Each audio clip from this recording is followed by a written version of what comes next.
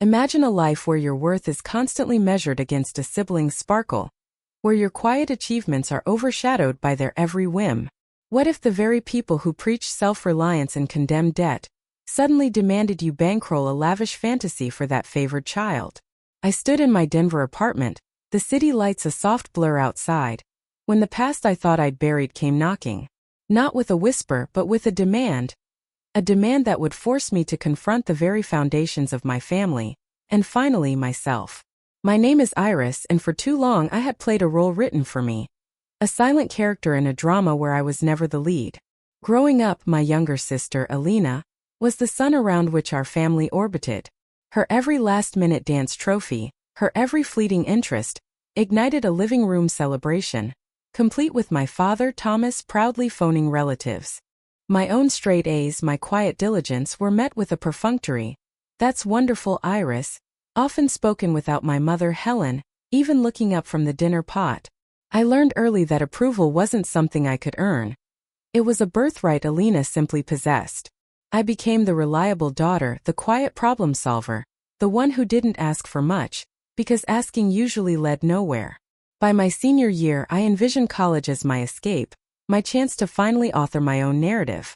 The day my acceptance letter to a cybersecurity program arrived, I burst into the kitchen breathless with a pride I hadn't felt in years, daring to hope for their excitement.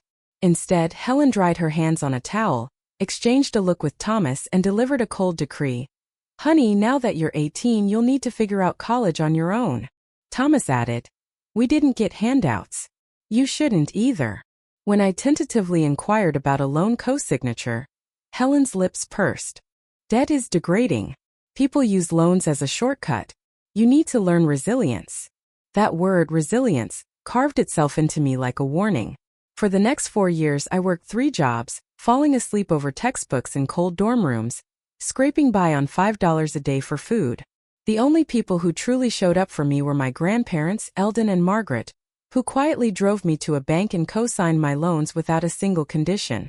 "Opportunity isn't a sin," Grandpa Eldon told me, his voice a bomb, "and neither is needing help." Eventually I graduated, built a career, and carved out a life that felt solid and unequivocally mine. A life where I didn't need to tiptoe around someone else's ego.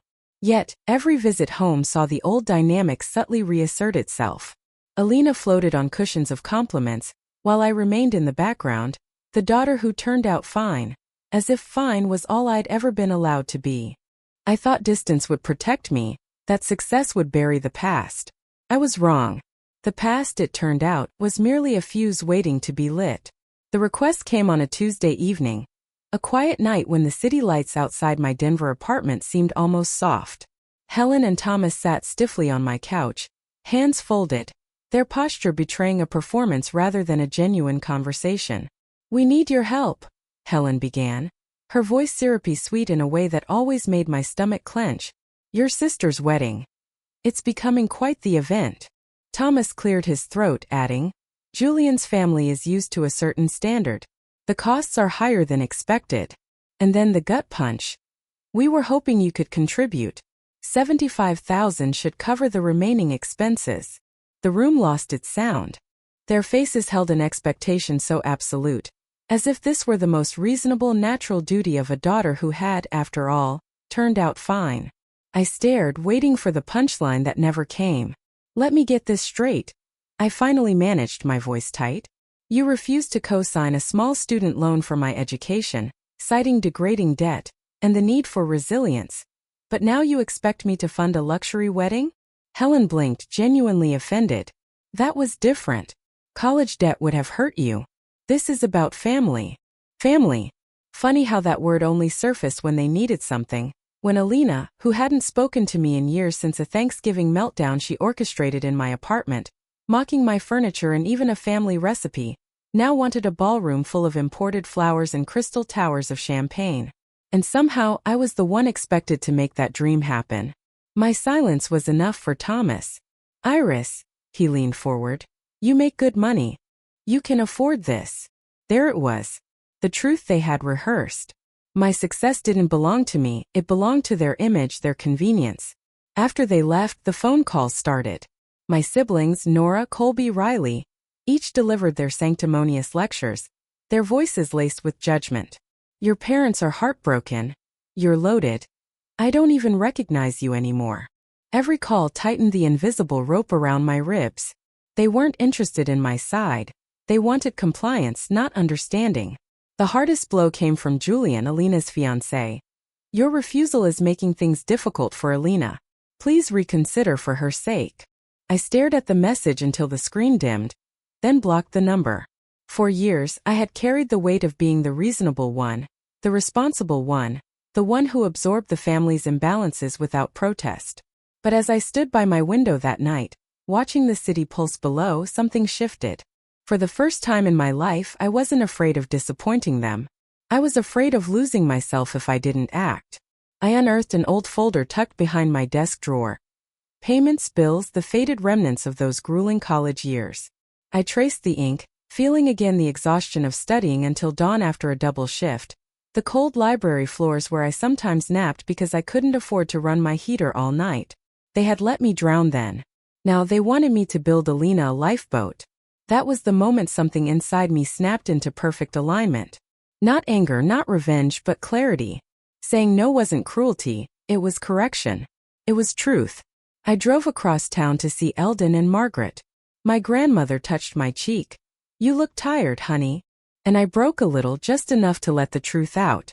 Eldon listened, then nodded once. Standing up for yourself isn't betrayal, he said. It's maturity. They won't like it. But that doesn't make it wrong. On the drive home, I realized I didn't need their approval. I needed my own. The decision was final. The next time my parents asked for an answer, they wouldn't be speaking to the daughter who stayed quiet. They'd be meeting the woman who finally learned how to say no. The confrontation came the following Sunday afternoon, a crisp Denver day. I had just finished cleaning my apartment when the intercom buzzed. I didn't need to check the screen, some things you feel in your bones. Iris, honey, we need to talk. It's important. Important always meant urgent for them. Urgent always meant something they wanted. I buzzed them in. Helen's eyes scanned my apartment, searching for proof I didn't deserve it. Thomas avoided my gaze, heading straight to the kitchen counter with the quiet entitlement of someone who owned the place. We heard you've been overwhelmed with all the calls, Helen began, her voice saccharine. Overwhelmed. Not harassed. Not attacked. I wasn't overwhelmed, I corrected. I was disappointed. In us? She asked, as if the thought were unthinkable. In everyone. Thomas exhaled sharply. Look, Iris, we know you're upset about the past, but it's time to let that go. This is about your sister's future. There it was again. My life framed as a footnote to Alina's convenience. I leaned against my sofa, arms folded. Before we go any further, let's be honest. You refused to help me with college. You made principles out of your fears. You let me work myself raw while insisting it was good for me. And now you want me to pay for Alina's lavish wedding. Why? Thomas's jaw tightened. Because it's what's expected. Helen chimed in. Julian's parents are contributing so much. We can't look inadequate. So that was it. Not love, not fairness, not family. Parents. You care more about looking successful than being good parents, I said softly. Helen flushed. That's not true. And frankly, I don't appreciate being spoken to like this. Then try hearing me instead of managing me. Her lips pressed into a thin line. We didn't come for an argument, Thomas interjected. We came for a solution. We need that money, Iris. No, I said. The word landed between us like a dropped stone, small but unstoppable. Helen blinked. No, she repeated. No, y afirmad, calmly. I'm not paying for the wedding. You can afford it, Thomas shot back. That's not the point. Then what is? Helen demanded, her voice trembling with indignation. I took a slow breath. The point is that you want my success without acknowledging what it cost me. You want financial help without emotional accountability. You want me to fix mistakes you made out of pride, and you want me to pretend they were never mistakes in the first place. Helen's eyes glistened with something sharp, anger, not sadness. This is petty, Iris. The word sliced through me. Petty. The same word she'd used years ago when I was drowning beneath schoolwork and debt. and she refused to co-sign the loan that would have changed everything. Except now I was no longer 18. I stepped closer, my voice low and steady. You're calling me petty for refusing something you denied me. When I needed money for college, you said no because you believed struggling would build character. But now, when your favorite child wants a fairy tale wedding, suddenly debt isn't morally wrong anymore. Suddenly money is a tool, not a sin. Helen looked away. Thomas rubbed the back of his neck. We thought it was the right decision at the time. No, ikuntarat. You thought it was the easy decision for you. The room went silent. Even the hum of the heater seemed to hold its breath. Then Helen whispered, "You're going to ruin this wedding." I laughed. I didn't mean to, but the sound broke out of me like a release valve. I'm not ruining anything. I'm refusing to enable your bad promises. She swallowed hard. Alina will be devastated. She already was devastated, I said quietly. Long before I said no. You raised her to believe everything should be handed to her. And now the world is correcting her expectations. Helen looked stunned, as if she'd never considered this. Thomas shook his head. We can't go back on our word. Then don't, I said. But don't ask me to live with the consequences of it. Helen stepped forward, voice trembling. What happened to you, Iris? You used to be so sweet. I grew up, I replied. Before they could say another word, the doorbell rang. I froze. Helen turned, confused. Did you invite someone else? No, I said, but my stomach twisted. I opened the door. Alina stood there. No designer clothes, no practiced smirk, no entourage of validation. Just my sister in jeans and a slightly wrinkled sweater, clutching her purse with both hands like it was keeping her upright. I need to talk to you, she said, her voice quiet. Helen rushed toward her. Sweetheart, we're handling. Mom, Alina said, holding up a hand. Please stop. Helen went silent, startled. Alina stepped inside and turned to face me. Her eyes were softer than I'd seen in years.